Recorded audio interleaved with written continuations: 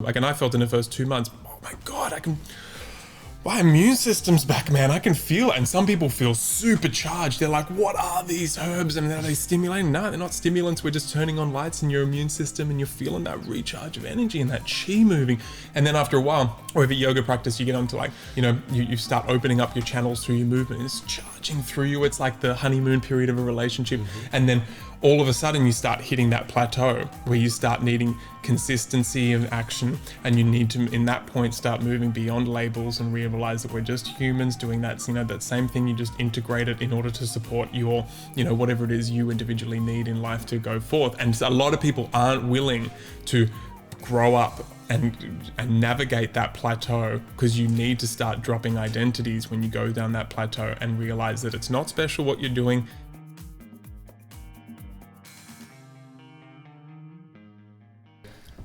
Mason, thanks for coming. Thanks so much for having me, Seb, in the sauna. Very exciting, no? Right? Am I a hot sauna boy? Right now you are. You're part of the tribe. Hey Mason, I would love to talk with you about the overall health, industry movement, the bubble that we're sometimes falling into and enjoying being in. Because I think there's a lot that you have seen over the years and a lot that you have experienced and learned.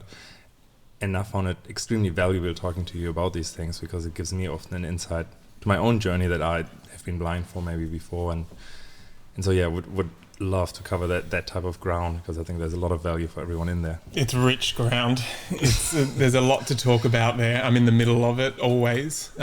It's an interesting thing, because I found such liberation when I decided I'm going to kind of go against the grain of how I've lived up, thus far. This is when my early 20s, when I decided to kind of like dive in the deep end of the health world. And for me at that point, I especially in my early days, I'm someone that has to I was someone that had to wrap my identity in something in order to feel like, and that just kind of like, I need to throw everything that I have at something in order to feel that I'm justified in it. And so what I didn't realize I was doing at the time in order to develop my, my approach to health and my justification for going towards health, is I was kicking back against Western culture and the Western medical system. And so part of my forming of my identity as a healthy person was in opposition to something that I was moving from. I was moving away from the way I was brought up. I was moving away from my traditional Western diet. I was moving away from Western medicine in a sense, and I was, but it's a sneaky under the skin little thing that I've noticed in myself, that if I need to derive momentum through being opposed to anything, in the long run, that will detract to my mental health and my emotional health dramatically, because it's somewhat of a glass ceiling on my potential. Yes. If I can just take action for the sake of taking action without it being about opposition to begin with, which is hard in the beginning, because you don't really, you need something to kick back against. So it's kind of fun in the beginning. It's almost human, right? Like whatever you burn for and what you love, it's easy enough. As you said, like kick back is actually, against, is a really good analogy, because it really means you sort of get out of the parents' house, for example, and, or push yourself out of the corporate world or whatever the theme is. And you bag it and you talk about it, talk it down to sort of elevate where you're going towards, and just, I guess, freeing you from you. So there must be also a natural mechanism that probably is quite a good thing. Well, in what you're saying there is like one of the good things is, because sometimes you can't be super tuned into what your long-term intention is for yourself. And so the only thing is what you don't want. But the association of what you don't want is with external forces, which is kind of legitimate, that we've had seemingly had a culture thrust upon us and a medical system thrust upon us. I definitely remember when I was in year 8 as a 13-year-old boy driving to school and hearing the statistics about how many men and women are going to get diabetes and heart disease and cancer, and feeling this crossing my finger mentality. And so naturally, when I get to the point where I realize we can take a little bit of sovereignty within ourselves, to take on our own health and really take responsibility as much as we can for our health, naturally I feel betrayed by the culture and from where I've come from. But after a while, it just, and this is what I think for me has been the most important thing, is, having these transition periods, which are natural. It's nothing special. We mature, we get a little bit older, and we get a little bit less of a chip on our shoulder. How do we do that without losing momentum, though, is the real key thing. And how do we get to a point where we can let go of some of the grudges we have of the way we were brought up, really resolve with, the diet that we had and the way that our parents, doing the best they can, seemingly, to get us to adulthood healthy enough. How do we resolve with that, integrate all of that, and then what's motivating us then? And this is what I just think happens. I think people create their entire identity through opposition and sometimes hatred. You definitely see it in the vegan community, or you definitely see it in like the conspiracy community, where people are like driven by a hatred, and it remains a really good motivator, and it remains something that attracts an audience, because there are always people who either haven't developed past that, that hatred themselves or that fear themselves. And, at the same time, there's always people entering to the scene who will like to come in and feed off that, that paranoia that you're breeding about the system and all that kind of stuff, rather than the way that you teach and the way that you grow, your identity, the way your identity is wrapped up in health as well, being one that is really successful at bridging to new phases and realizing that what you're talking about now is going to, hopefully you're going to solidify your message, and then you trust that you're going to move on and have a different perspective and way of talking about it. Therefore, you don't wrap your entire health identity, whether it's you own a business like I do, or whether you decide. And at the same time, I really relate to being the health guy and feeling all that external pressure that I put upon myself and these unrealistic expectations I have on myself because I've overly identified with a particular dietary system or a particular stance on the way the world works.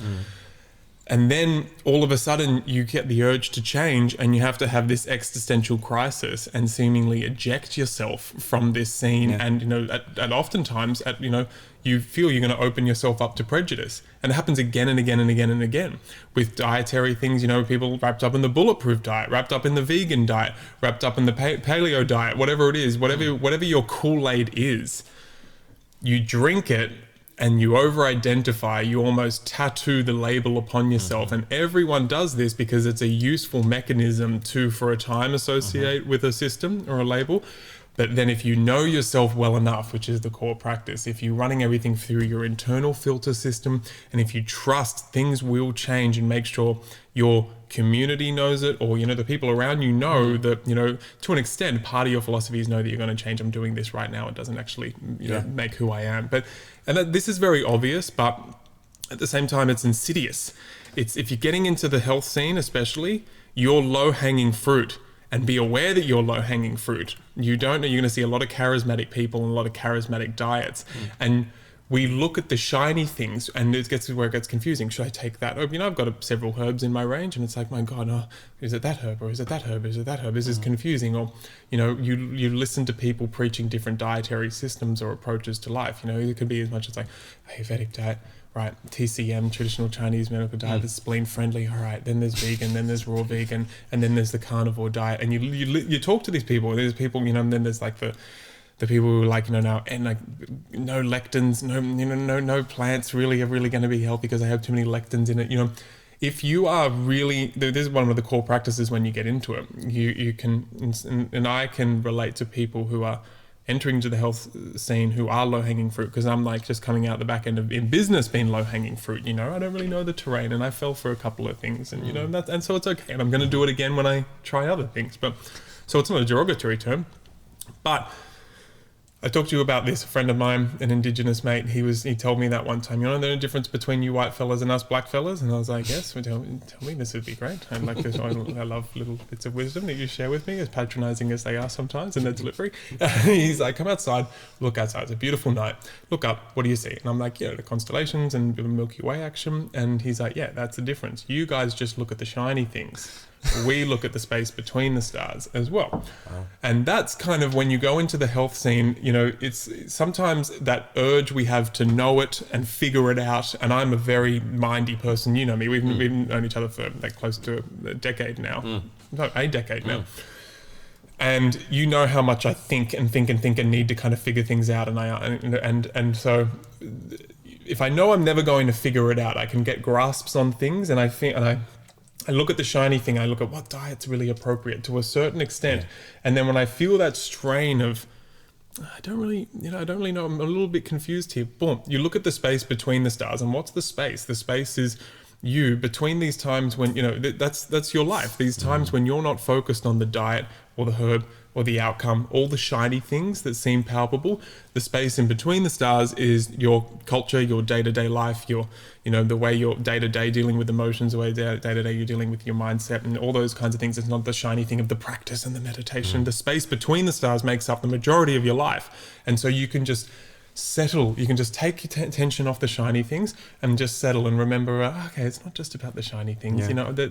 This fabric of spacious reality that makes up literally the entirety and story of my life is somewhere where I can just sit and contemplate, and there's no pressure about getting it right. I feel like I'm liking talking about that at the moment. I hope it's not too conceptual. Oh no, not conceptual at all. And I think it's so rewarding when this saying of like, the journey is the destination, or the journey is the meaning of life, really, rather than getting to somewhere. Well, that's sort of it, because the shiny parts are normally the destination. It's not, unless you really acknowledge, I'm taking the scenic route because I want to take the scenic route, and then the scenic route becomes the destination. It's a shiny thing again. But I definitely relate to that, because sometimes you don't have the biggest goal of the week, or you don't have any pressure and don't have any drama. I think drama is a really shiny thing too, like, in a negative way, but it's like, I haven't heard anything bad from anyone. I don't know what's going on, and it's like, well, because you're in between things, and that's actually a good thing. And now you can just exist for a moment and just live. Absolutely. Whether it comes to drama and satiating your need for there to be something going on and something wrong happening, that middle path is just so potent. And whether it's like when you have a little. I've been having some of the most profound transformations internally, of my life. And one thing I'm really liking about it, kind of a little bit in contrast to in the beginning, the utter transformations I had when I first got onto medicinal mushrooms and tonic herbs, or the utter transformation in plant healing ceremonies or something like that. It's so subtle and so almost non-celebrated. There's no excessive joy that I needed to use to justify it internally for myself. I was just reflecting on that. I'm just, oh my gosh, it's such a nice place to be. Well, what is it then? Is it, are you satisfied? Is it happiness? I'm like, what? I don't know. I don't know. I'm just trying to really, I love holding that middle ground, and joy emerges and pain emerges. And, I'm definitely no saint. My emotions fly off, the handle when I get frustrated and angry and on all those kinds of things. I'm trying to get better, of course. But that middle ground, that's so beautiful.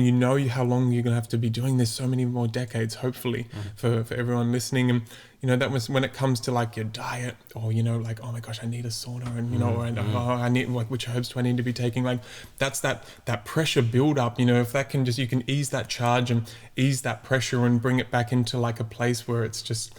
I don't know what to describe without being cliche. I don't know where to describe where the action comes from, but it's something that's not palpable, and it's palpable for you, but not visible externally. Yeah. And when you can't capture it externally and put it on Instagram, it's hard to grasp its validity sometimes for the mind, and yet that's the place I'd like to be. And I think to create that space, you really have to detach from that identity of being something really specific. And I remember that I saw you going online through that, where you said, well, actually dairy can be good, or animal products in some ways or form can be good. You sell the Adler, which is not vegan.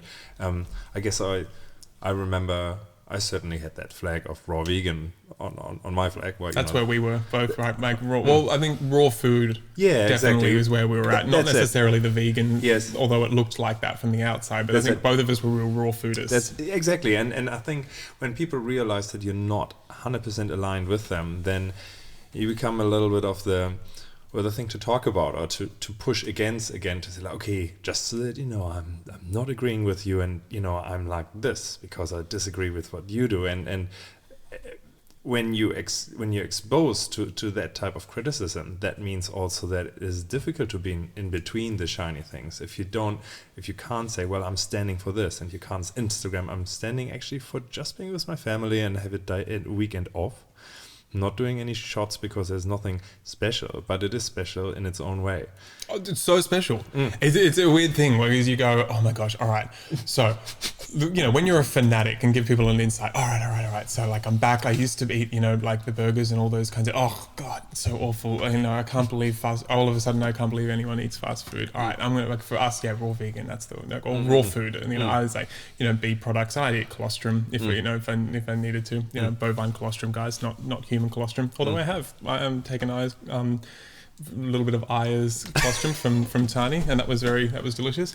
But it's all of a sudden you go right, okay, raw food and in that world there's people they're into conspiracies, like me, now I'm in conspiracies, this is my community, right?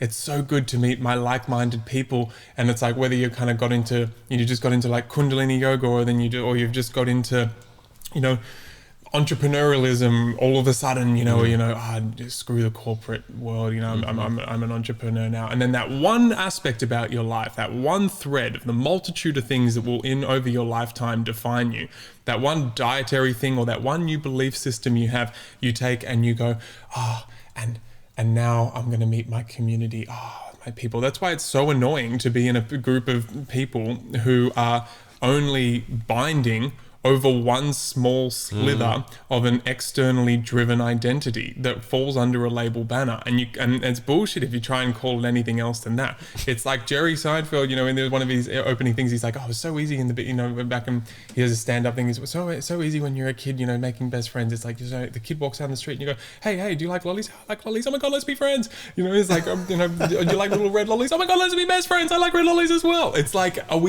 is it that it's that childish to think that just because you have a newfound belief system that all of a sudden you found your tribe because they have similar interests?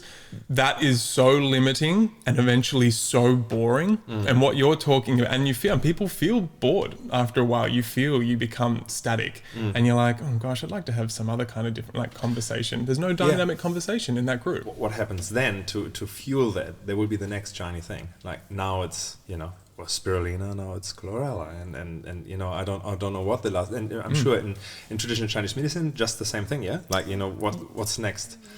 People who drink the Kool-Aid, it's a little bit, I feel like with true Ayurveda or true Chinese medicine, it's because it's such an ancient system. At some point there's a lot of ensconced wisdom where the raw food scene does not have that much ensconced wisdom because it's way too young. It's like it's fun, it's so super fun. I absolutely love it. But even in that scene, it's like, all right, raw food's kind of not controversial enough, doing massive fasts isn't controversial enough now. Okay, what's next? Okay, we go and we start right, government, all right, 9/11, okay, now and then we go into off-world space stations. It's just like that's the direction it has to go in, and then now we got to go extreme in plant medicines and and it's like, guys, you were just extremists, just wanting to be really, and this is a judgment on myself, it's like you're an extremist just wanting to feel and wanting to differentiate and wanting to feel validated because you still need that same charge and kick you got in the beginning.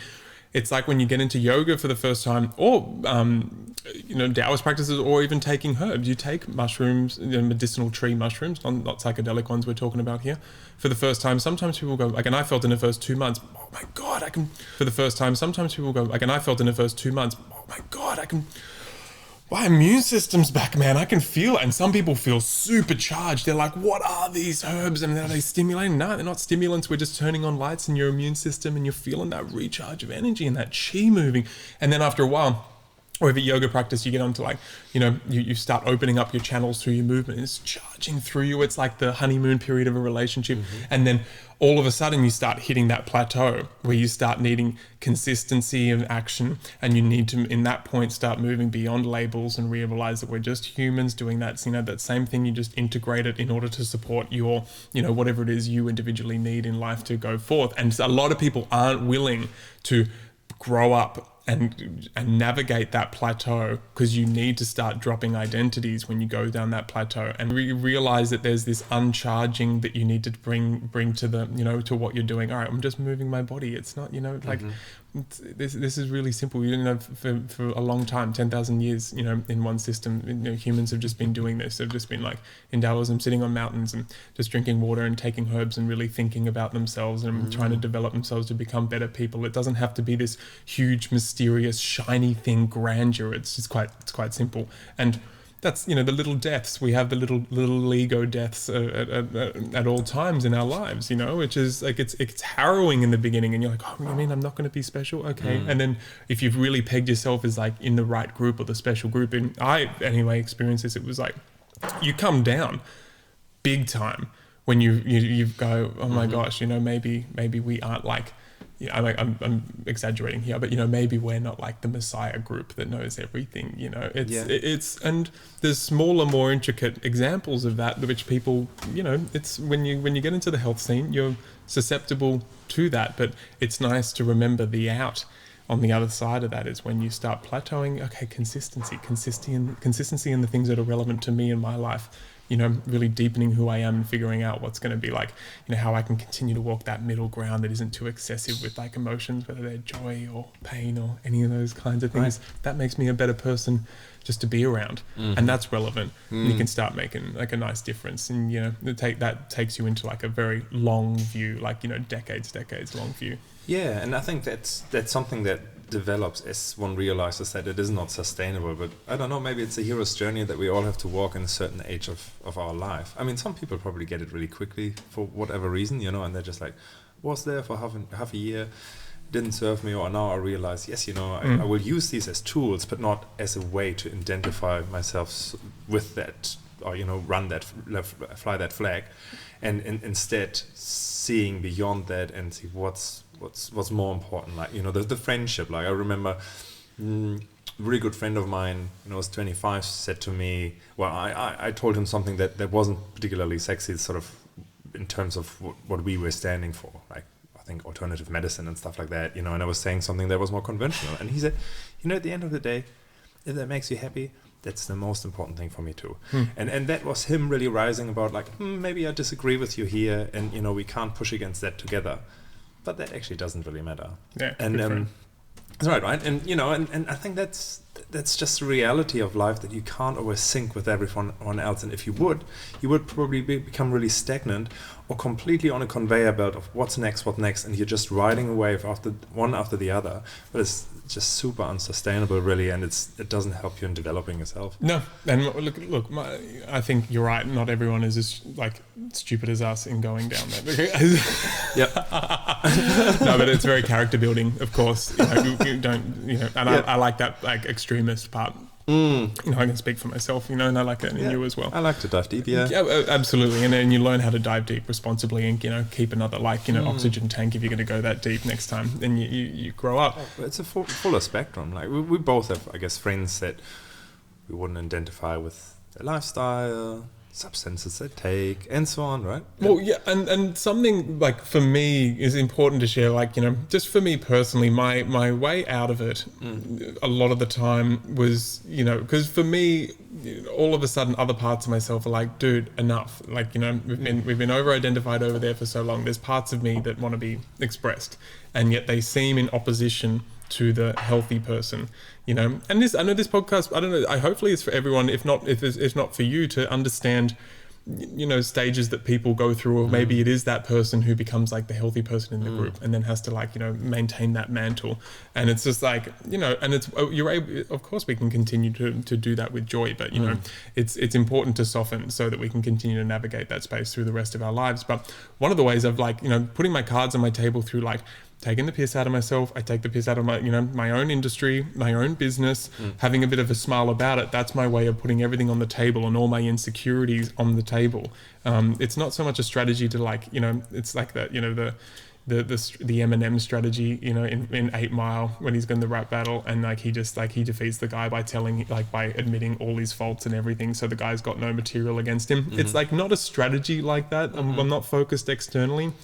It's just humorously bringing those things up and acknowledging them in myself as like a health leader, as like a, whatever it is, we are in the industry. That's a way for me to just feel comfortable going forth and doing this work, really taking myself down a couple of pegs here and there so I can walk that middle ground. And then I know when it gets to a certain inflation that I start putting these unrealistic expectations on myself, and I don't like that, and it's not relevant to how I am as a father or a son, a partner or any of those kinds of things. So that's kind of where I've like come back to navigating, which isn't as sexy, but on a like an Instagram-y kind of like marketing way, but I think it's way better. I think it's like I hate the fact that maybe someone would take this as a strategy, right? I'm going to like strategize and take the piss out of myself. Like it's not about maybe humorously teasing yourself isn't your way. Whatever it is for you to get real, to put your cards on the table about what your insecurities are, so that you don't get caught up with your stage persona, right? Or with your podcast host persona, or as you as a leader, or you as an Instagram influencer, whatever it is, because I feel like that's when I got caught up in over identifying with who I was presenting on stage, and that's when I started going, God, this isn't real. And people take you for whatever they see, and then probably hold you also to account. Exactly. I found when thinking about sort of village elders, or the wise man that has watched this boy or this girl growing up from childhood, and already felt what was going on, and can see either a pattern in the future of that personality, or just understanding, now they're at that phase, they will rebel, and then they will come back, and then they will probably make up with their parents, and then they will do this, and and then they want to take responsibility and so on. And that in the time we are in now, these patterns that are really probably easier to observe in a quite a stable culture that doesn't change over a century or two, isn't there as much. I wonder whether we actually, this is an exciting time, because we're probably as free as we've never been in terms of exploring all sorts of ideas, ideologies, and wisdom is accessible, like, and knowledge is just there. But on the flip side, I think if you have a really stable environment, almost like in a lab everything is kept constant, and it's quite easy to see one thing changing. And I always think about a village like that, because that elder just knows everything works that way it works, and can see ever so intricate changes and say, okay, there's a ripple, and this ripple will do certain things. But I can predict it because I've the knowledge over centuries of what normally happens with such a ripple, which might be a rebelling. That's the space between the stars, between all the shiny intervals of life, right? Yeah, exactly. And I think it's beautiful, and that's the beauty of being, slowing down, actually observing also the space in between and all of that. Hey. Oh man, like that slowing down. And I know this is a niche conversation. I think I don't really have it. I'm like, it's just because I'm sitting here with you. You probably understand it more than anyone else, because you've seen me go. Basically, we kind of like dove in at the same time, especially so. It's just been like, I really hope it's useful for everyone listening, especially as like for me talking about it. This isn't my area of expertise, but it kind of is, because this is like all I've dealt with internally from like ever since entering into the health scene and seemingly change and taking myself away from the stage when I realized I didn't like where I was going. And when you're looking at like a health group or a health scene and all these kinds of things, one of the ways to like get very real, is to look at all the, the people who have been in that world for a long time that really drunk the Kool-Aid. You look at their mannerisms and look at that community as a whole and see if you can throw a blanket over them in any way and go, do I want that blanket on top of me, or do I just want to associate in the areas that are relevant to me, and just with the different the different humans and and belief systems in there, and take them on a little bit, not take little bits, and then just that's the way when that's when I really was like, you know what, I gotta get out. I gotta get out of this. Like, I'm boring. Like, I'm in the shower having like conversations with myself, trying to justify my dietary choices. You know that one. Yeah. And you're having the argument, and you're like,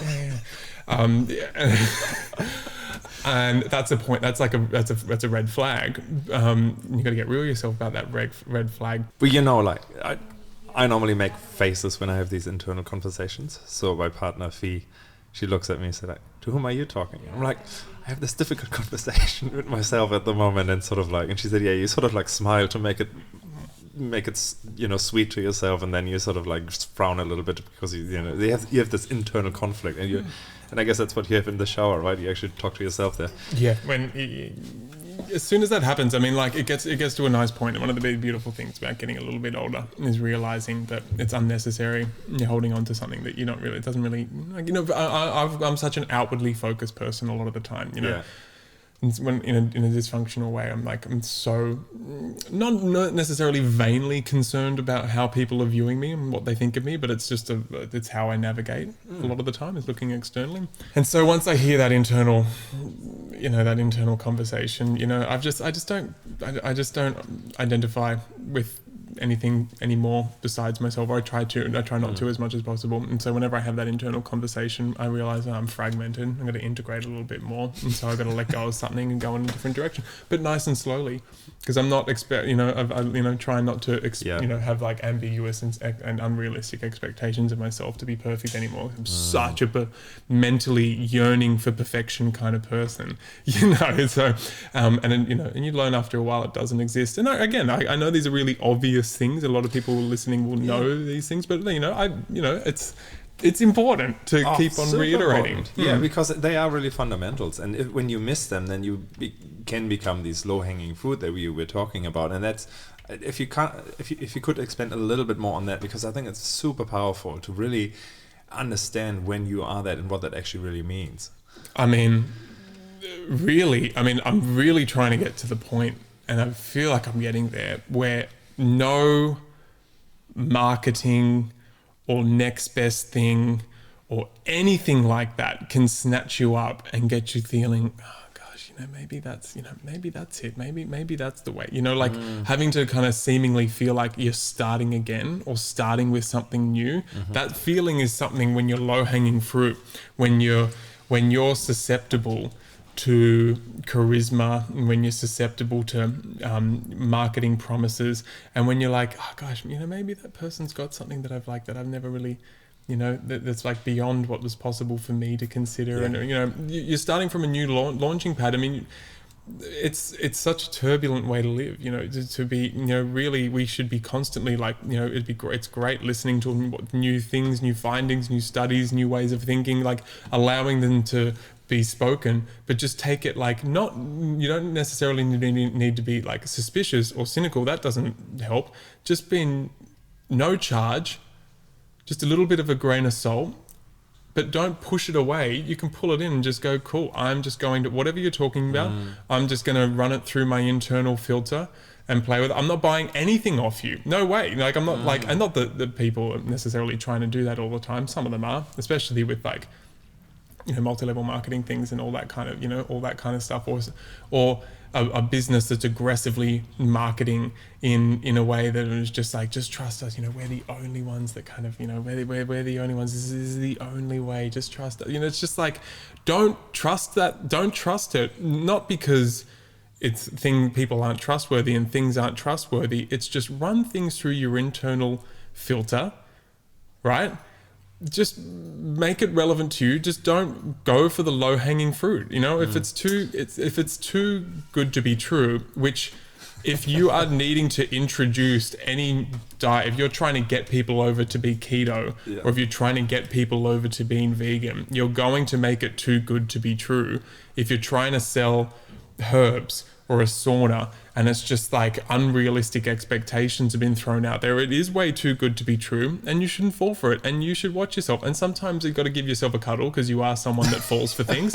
And when I was doing personal development way back in the days, my friends are like, Mason, I love it, and I'd love to come and join you these things, but you just fall for things all the time. You're like, that's what you do. And to an extent, I did fall for things all the time, but it was one of my more endearing qualities, is that I tried new things and I trusted new things. And so I just learned how to continue going down that route, but at the same time, just stopping and thinking, how is this super relevant to me and my family and making me better. And if I was constantly, if I found myself chasing something, because if you're low-hanging fruit, you're chasing, you're seeking. We talk a lot about that. You know, you bump into people around, like, you know, especially around here in Byron Bay, not so much the gentrified Byron Bay, but, you know, like, you know, the spiritual seekers looking for the answer, and you can feel it's a sapping energy, right? You know, when you're seeking and looking for answers nonstop, constantly, and it's not like that. I'm going to give a cliche. You need to just look in yourself. It's like, it's hard. It's a path you got to go through. It's a hero's journey, as you said. But if you find yourself and you're that person that's like, all right, you need to get to that threshold very quickly where you go, right, I've been seeking for a long time. I know this feeling of, like, you know, looking, thinking I find it. All right, okay, not there. Just at that point, that's where you kind of, like, you can start to subtly internally feel what that inner filter is, and feel how you can, like, you know, just dig really deep into, like, you know, just, you know, being like directly where you are with all the experiences you have thus far, integrating all those experience, understand what's actually important to you in regards to health, and then move forward from there. Yeah, that's right. And marketing is very smart. And when you go back to first principles of marketing, there are two things that a person that listens to your message wants to do. It wants to improve its life, and it wants to save calories. I mean, you know, that's sort of the well, you know, the brain wants to save calories. So first of all, so if there's an offering, like, you know, the latest superfood or the latest activity that you want to do, and it's not only health industry, it's also people who want to have, you know, like, excitement in their lives. So I see, like, oh, this is new. This sounds like this will make my life better. Like, this supplement will be amazing. And then the second, and if that is ticked off, then the second one is like, is it easy? Oh, super easy. Like, I only have to take it once a day. You know, so I only have to press this button and buy it, and great, and, you know, and I will be there. And when having that consciousness that this is how we just, you know, this is part of a personality of a human, then that always can get triggered. And I remember, like, the most crazy thing that I've done is, like, taking this substance that we saw Japanese people putting in their ponds, and the pond was murky before, and it became completely clear. Added clarity. And Added clarity. And I took it, and I took high doses because I wanted to clean up my pineal gland, so that, you know, receive everything that you can receive with a clear and not non-calcified pineal gland. Yeah. But on the side, it had, like, I didn't research it well. Didn't see the signs that, or also some people saying that this is actually not great, and so on. And then it got recalled because it had a lot of aluminium in it, and I had a black tongue. Like, you know, I took a lot of it, and every morning, like, I came up with a black tongue, which was the aluminium on my tongue. And it's probably not a good thing that I did that, but, you know, I fell for it. Yeah, I mean, it's an interesting conversation. We all need it in this marketing world, and I don't think we can have this conversation enough. Not to become a skeptic, or, you know, because I kind of, when I had to balance myself out, and I became a little bit more of a cynic, and a little bit more, because I like my cynicism. I think it feeds a lot of my, you know, like, my humor that I love. But, you know, whether, you know, not becoming too much of a cynic, and not becoming suspicious, yet you can just have a certain amount of those, which is kind of healthy. But then in the marketing world especially, it's just like, just don't fall for anything. As soon, like, just don't. And again, if you can do that without suspicion, you just observe things, and you can go, I wonder if this would be useful for me. It's interesting having a business, and I'm coming, you know, I've got like a new blend coming out, like, later this year, and I always try and do this a different way. How can I launch this blend and be responsible to my business, in that, you know, it'd be great to make an impact with this blend and find as many people who this is relevant for, you know, discount it a little bit at the beginning to kind of get it moving and get it out there into the world. Yeah. How do I present it in a way where, and I've kind of figured I'm going to be doing a lot of pre-sharing about my intention behind the blend and where it works, and then where it doesn't work as a herbal blend, you know, so that there isn't any of that, like, oh my God, maybe that's it. Maybe that's what's going to get my get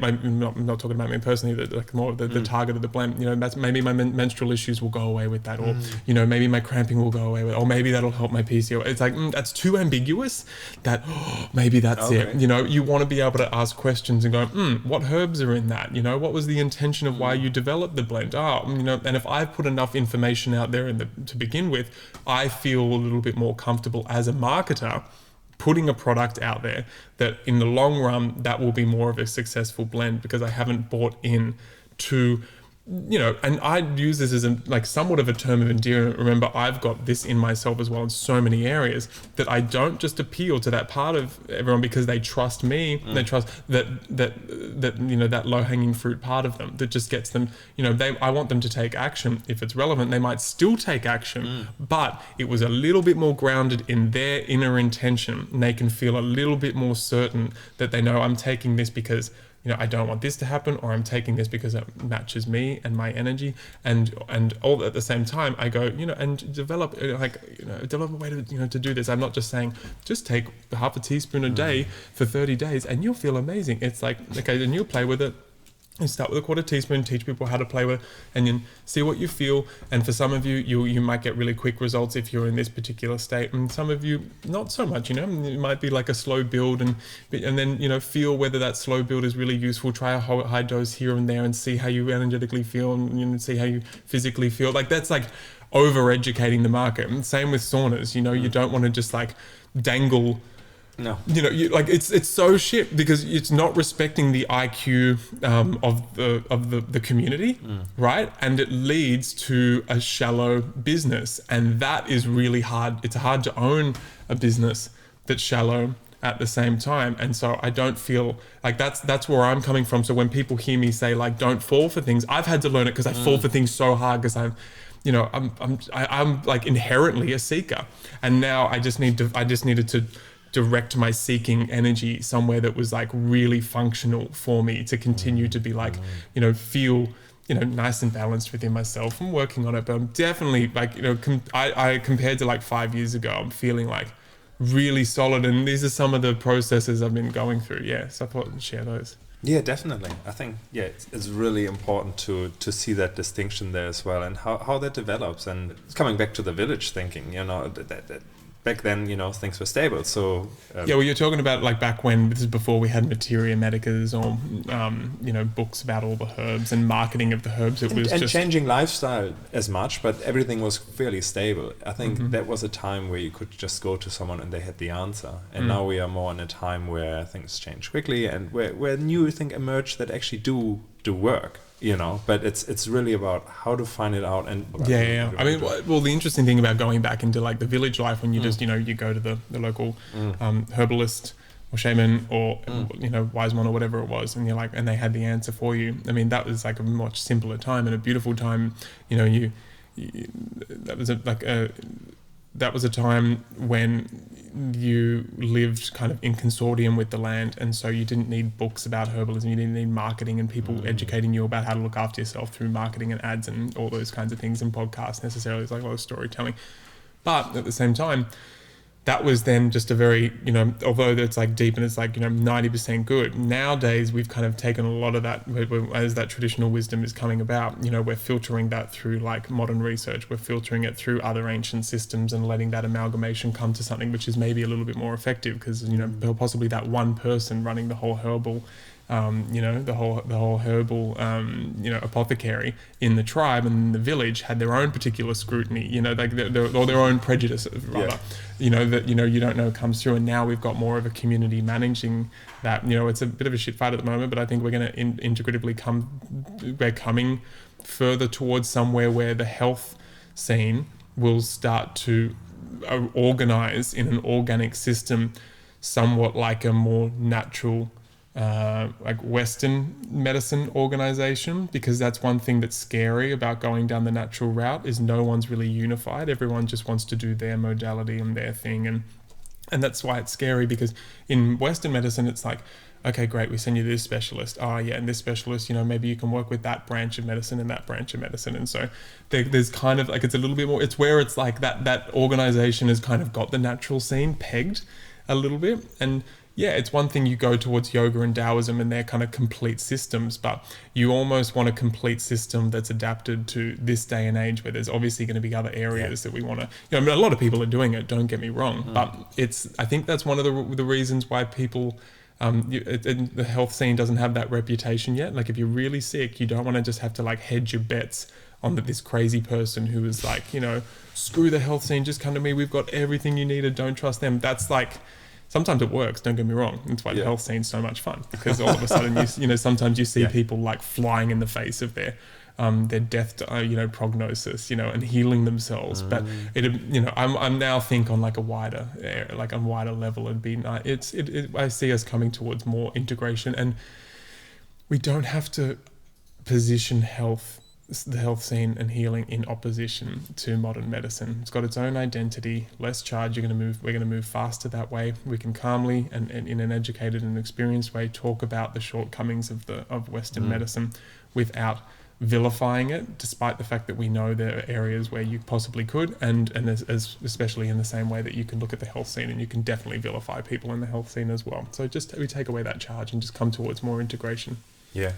And it is really the age where it's possible, because information fly fast enough. It is. And then I think on top of that, we have a lot of support by, computers actually organizing it now in a way, and we just have systems where we can just organize our information in a way that we can see coherence, and like this actually works. This always works with the Western lives, even with the Western lifestyle. And we see this is definitely in a lab environment, this would work, but actually lifestyle-wise, it will never actually hit really where you want to get. Therefore, this is not sustainable. Yeah, I mean, that's one of the best things about the health world, why it's confusing as well, is because it does look at the fact that you're going to have to go out of that world of healing, and you're going to have to enter back into your everyday life with your everyday emotions and with your everyday thoughts. Whereas, after chemo, if you survive for 3 years after chemo, that's a successful remission, even if you die like in the 4th year. I think that's still correct.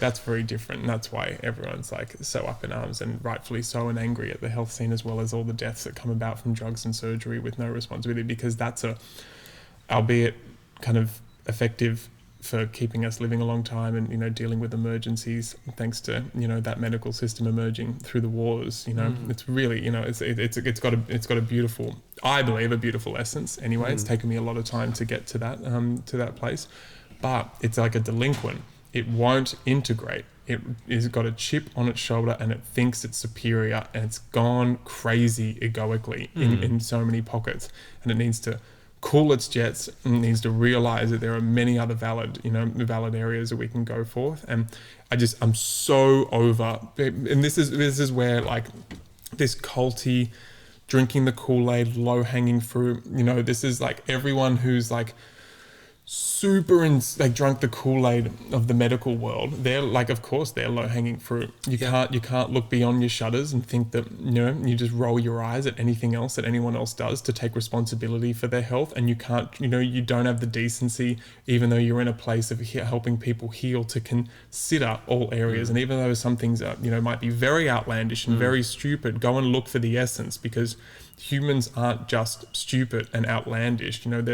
There's got to be a genuine concern and a reason for you as a health practitioner to go and consider this desire people have to get back into unison with nature, and the way that the chi is moving through their organs and restoring their organ function. And there's so many doctors that are doing it now, which is amazing. You can see it, but that system as a whole needs to just like pull its finger out and get over itself, really. Yeah, and I think in an essence, I would think that most medical practitioners and doctors and so on have the good of the patient in their mind. They really want to help. They're the type of people that just really want to help, and they are bound a little bit to their code and what's allowed in the law, of course. But then they have seen this working, or they understand the theory of it, so it should work. Therefore, they would fall more for go more for the conventional sort of science-approved thing, rather than like, well, what's the essence of this, and have I really seen this working? But what I found is absolutely thrilling is that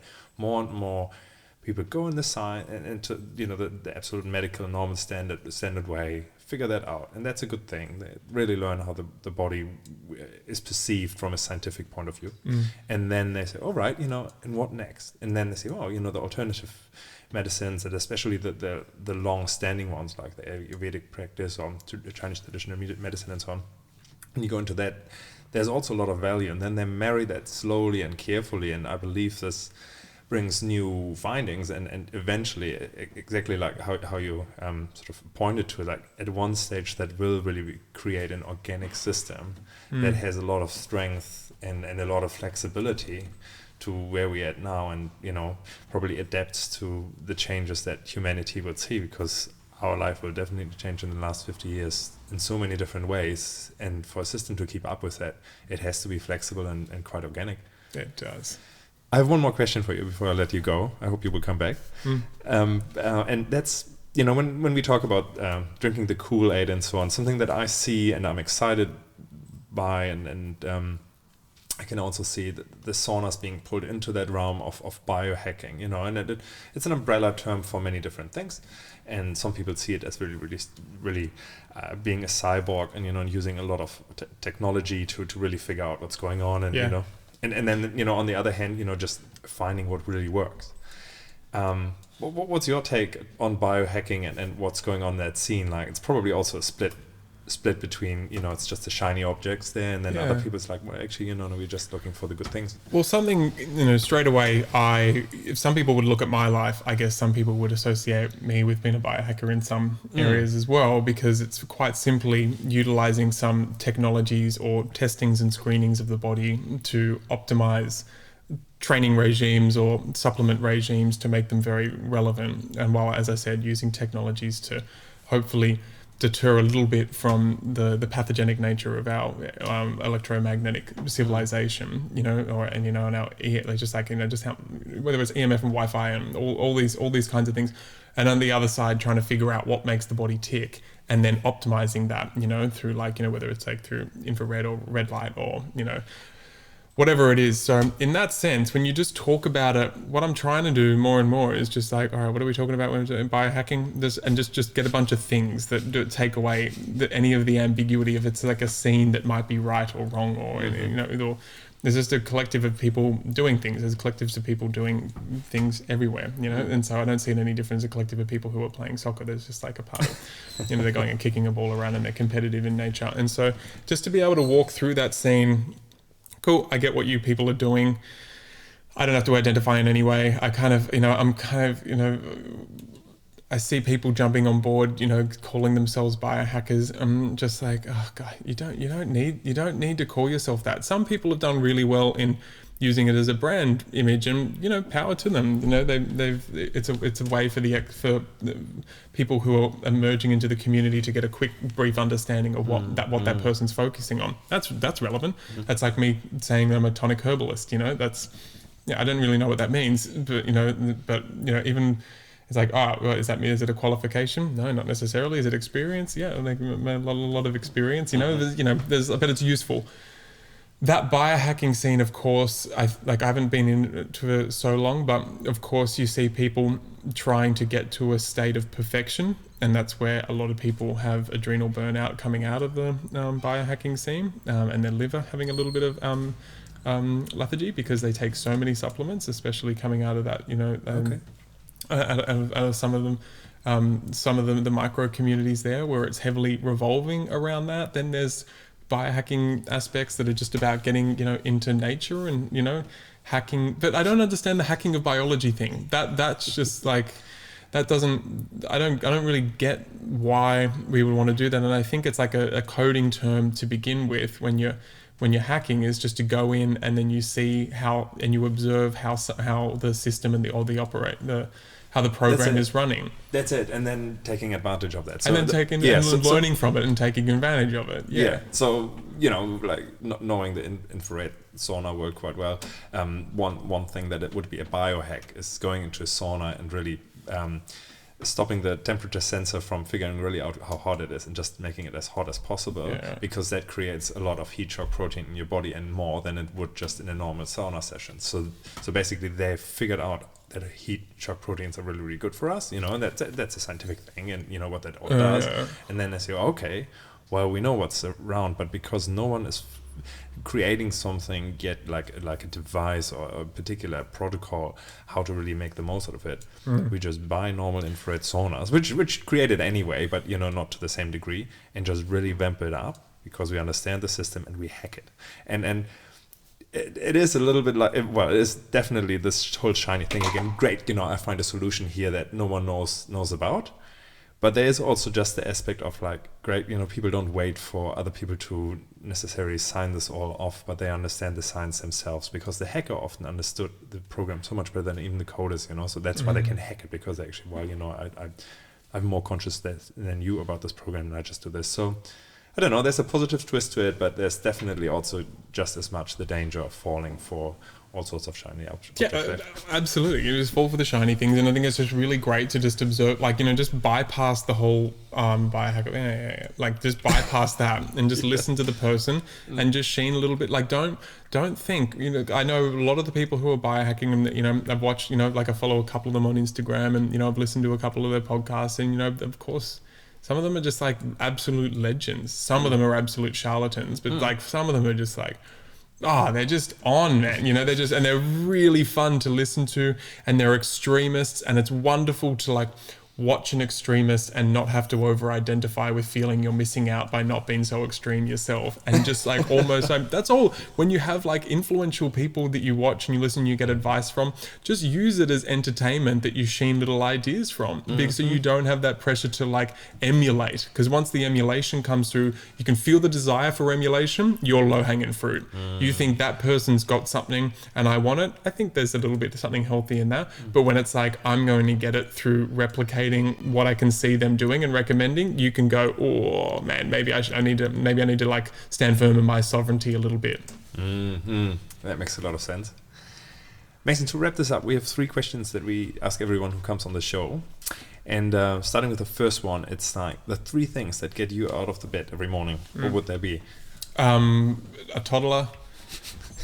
I'm getting excited. I'm just excited about my relationship right now, and just getting up to see what else can happen today, as cliche and soppy as that seems.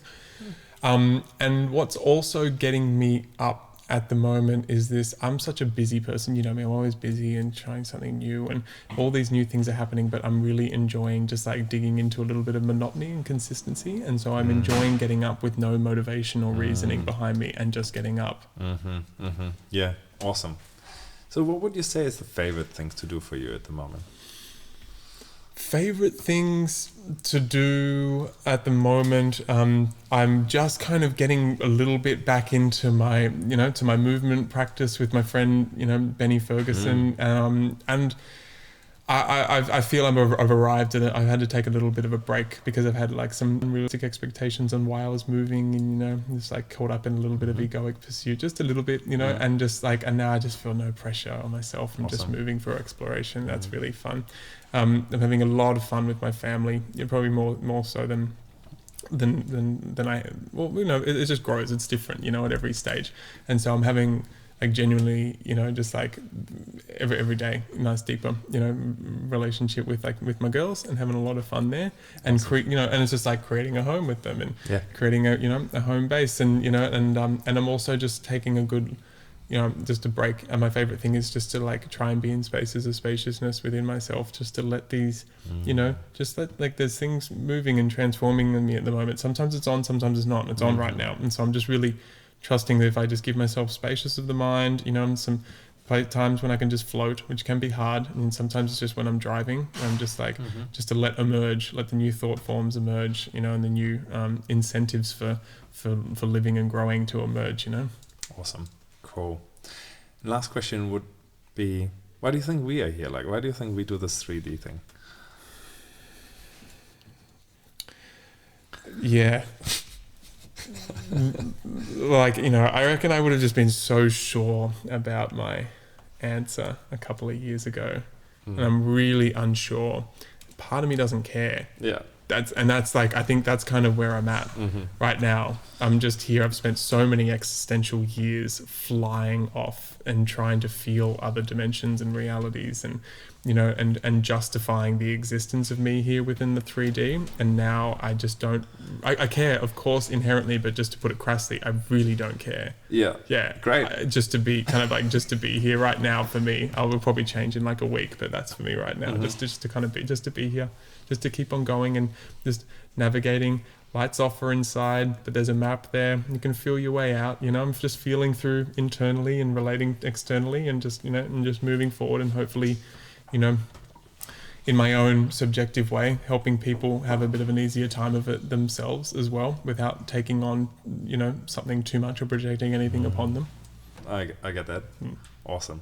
Thanks, Mason. If people want to find out more about what you're up to and on what you do, and of course about Superfeast and the amazing products that they have, what would be the best place to go? Yeah, so for Superfeast, we didn't talk about it too much, but that's what we do. Taoist tonic herbs, medicinal mushrooms, and blends for just people wanting to bring some more strength and essence to their body, bring some more lightness and flow of chi, and tone their shen and their mind with through tonic herbalism.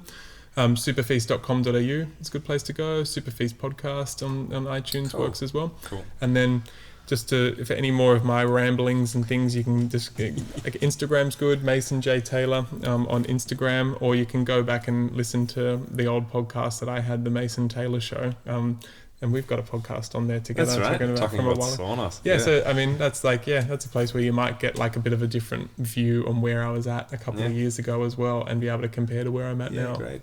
Cool. Awesome. Well, thank you so much for coming. I hope I see you again here. I think you will. Awesome. Go well.